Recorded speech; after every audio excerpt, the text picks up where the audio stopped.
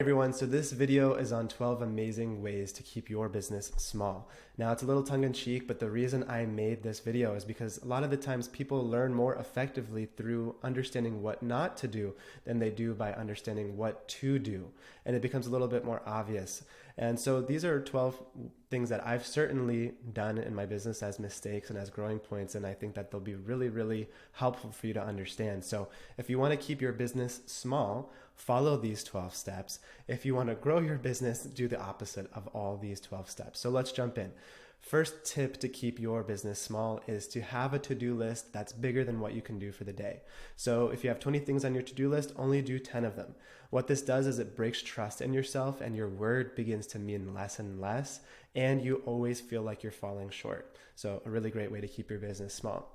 Number two, have a lot of ideas all the time, and better than that, halfway execute all of them and never finish one fully or stick with it longer than a few weeks or months. So that way you'll basically dig 1,000 shallow wells and wonder why you never hit water, so then you can just give up and blame it on everyone and everything else.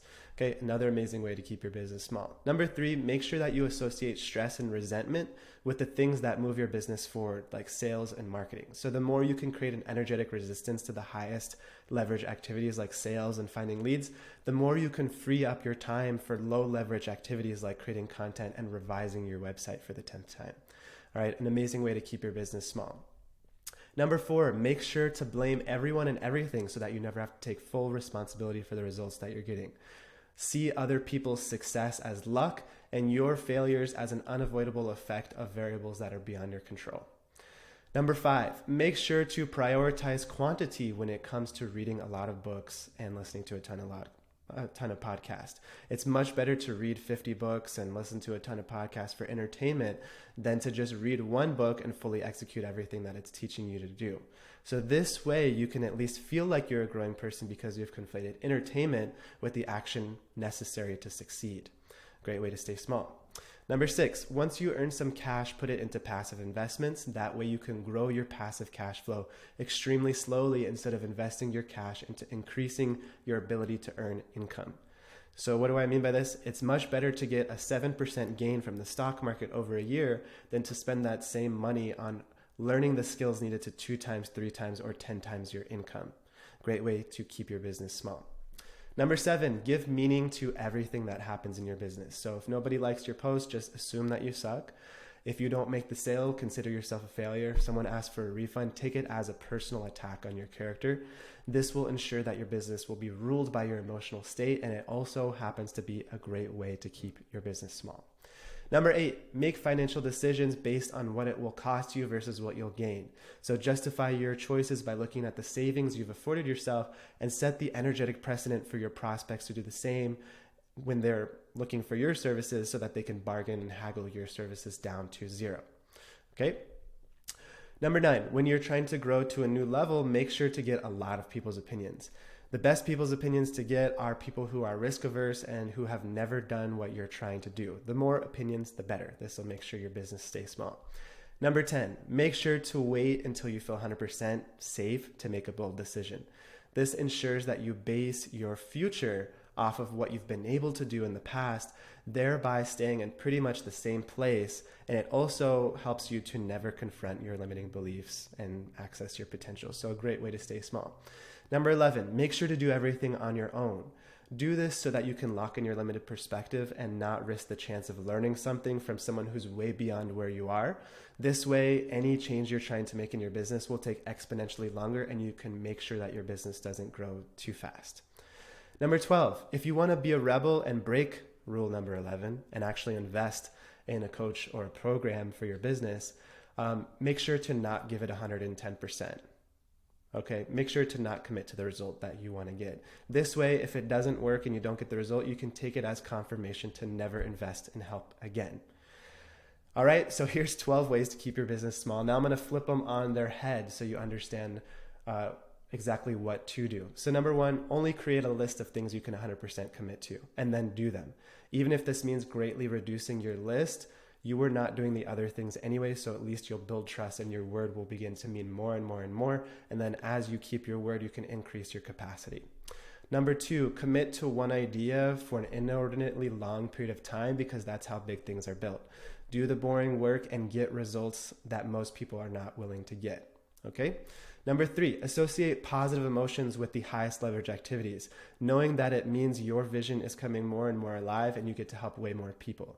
And for the low leverage activities like website, backend, all that stuff, hire somebody else or just take it off the table for now, because you probably don't need to do it anyway.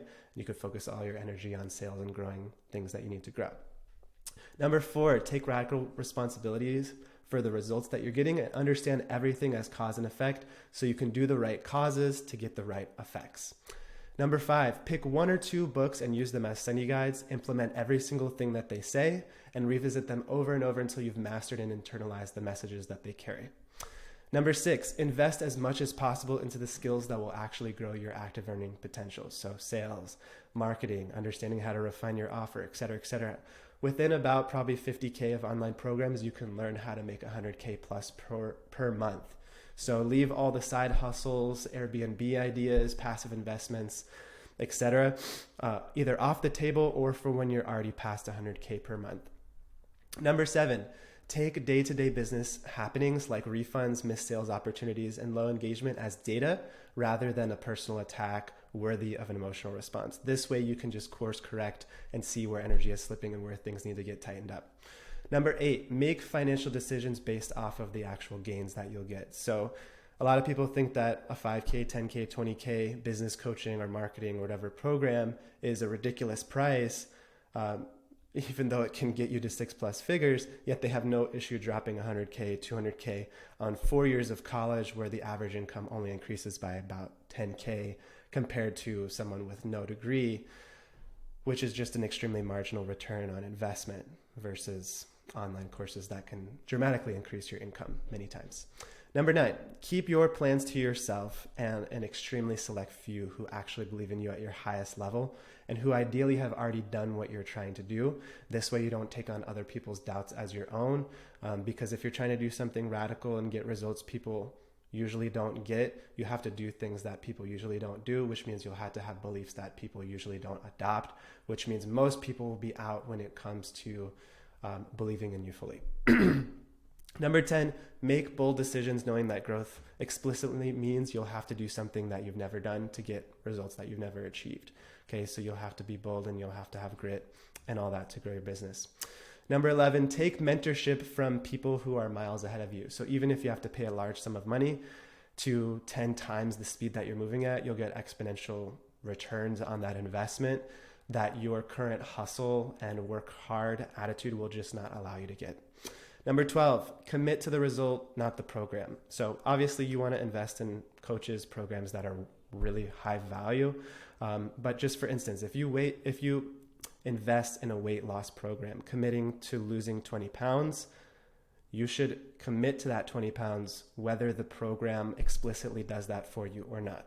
If you want to earn an extra 10K, commit to that result instead of half-assing a program and never taking ownership of the results that you want to get, because only you steer your ship in life.